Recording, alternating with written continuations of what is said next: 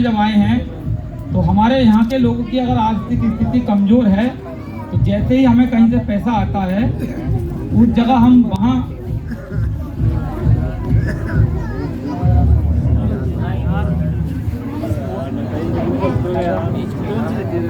चलिए कोई बात नहीं। तो बाबा साहब के चरणों में नमन करते हुए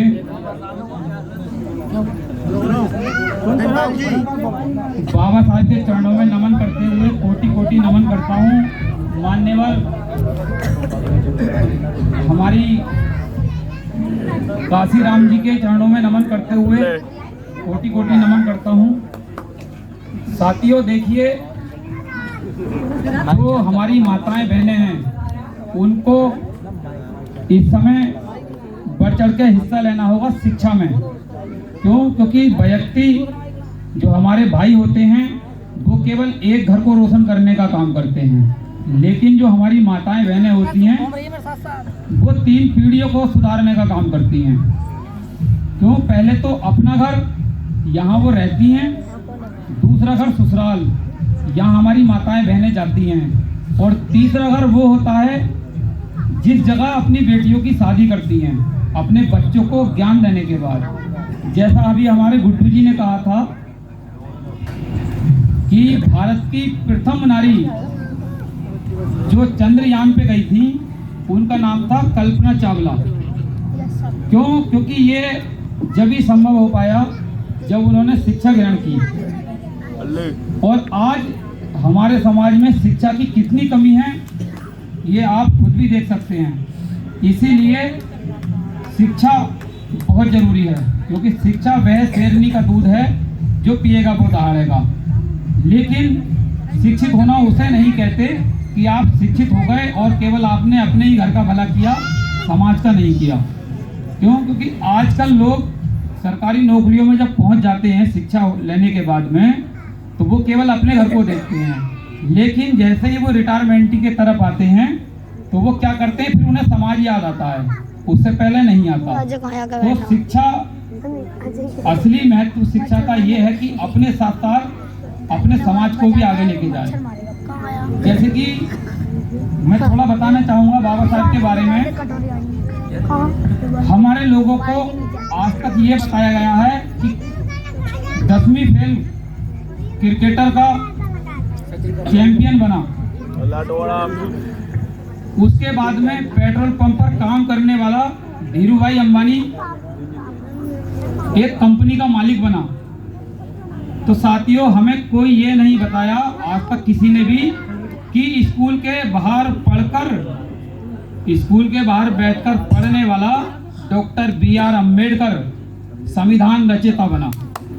तो क्योंकि देखिए वो कठिनाइयाँ इतनी थी उस समय, कितना संघर्ष किया होगा बाबा साहेब ने, जब केवल अकेले अपने दम पर पूरे समाज से लड़े। जब पूरे समाज से लड़ने के बाद में जैसे ही उनको डिग्रियां हासिल की, उसके बाद में जब वो लंदन गए पढ़ने के लिए, जब उन्होंने वहाँ से पढ़ाई कर जब वापसी आए तो वहाँ से बैरिस्टर बनकर आए। क्यों? क्योंकि भारत के प्रथम कानून के मंत्री और भारत के संविधान के निर्माता सिपह सलार डॉक्टर BR अम्बेडकर, जो आज उनको सारी दुनिया पूजती है, लेकिन पूजना विचारों से है, धूप बत्ती या अगरबत्ती से नहीं। क्यों? क्योंकि विचार आज हम अगर सिर नतमस्तक करते हैं, भारत की छोड़िए, भारत से अलग हमारे डॉक्टर BR अम्बेडकर जी को 195 देशों में आज के समय में जयंती मनाई जाती है।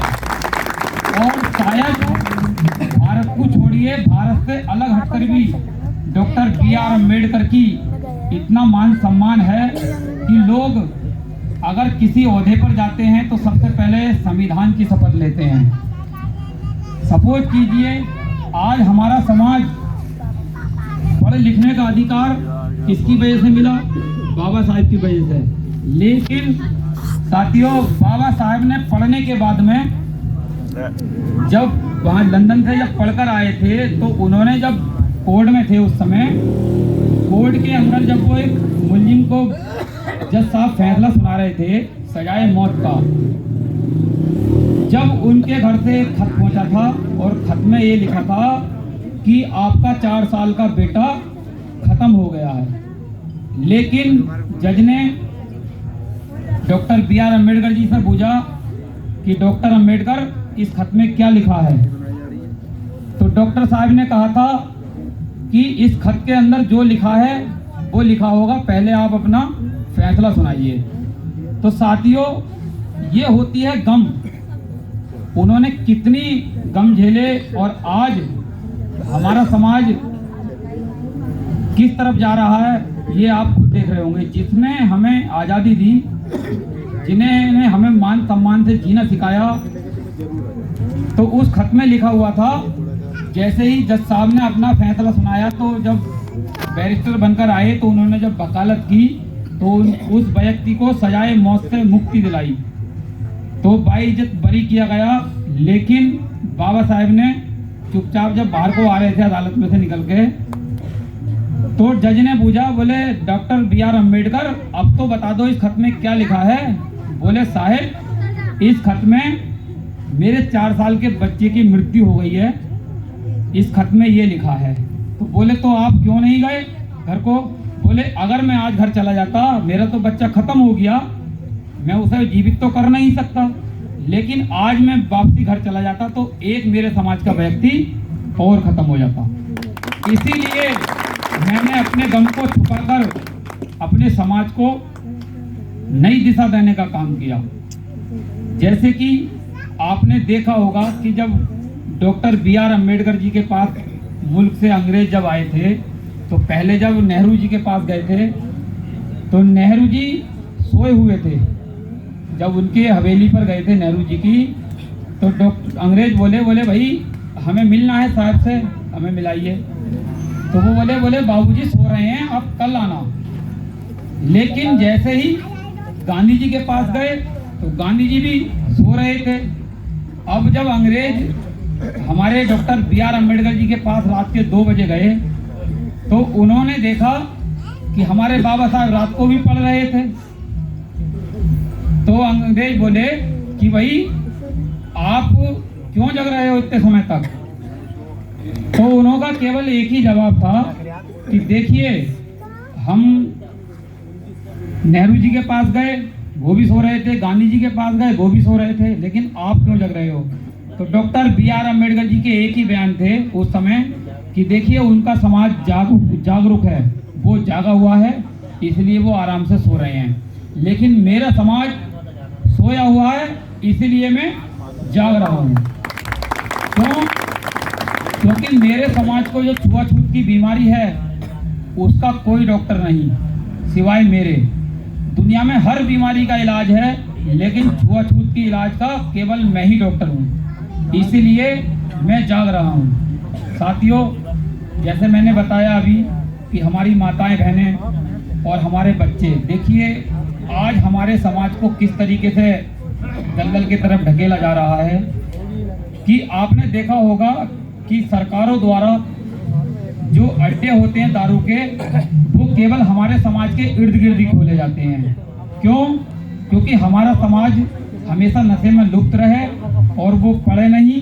अगर पढ़ लिख जाएंगे तो हम लोग सवाल पूछेंगे सामने वालों से और अपने तर्क पे तर्क करेंगे। इसीलिए हमारे लोगों को शिक्षा से दूर रखा जाता है और दारू के नशे में ज़्यादा धकेला जाता है।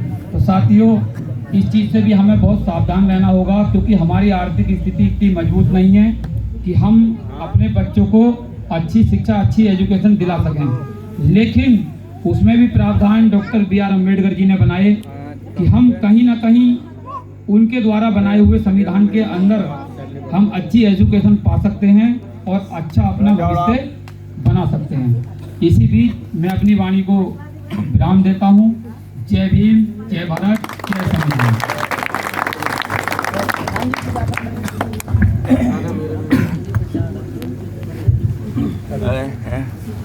हेलो, देखिए हमारे जिला अध्यक्ष जी ने बहुत ही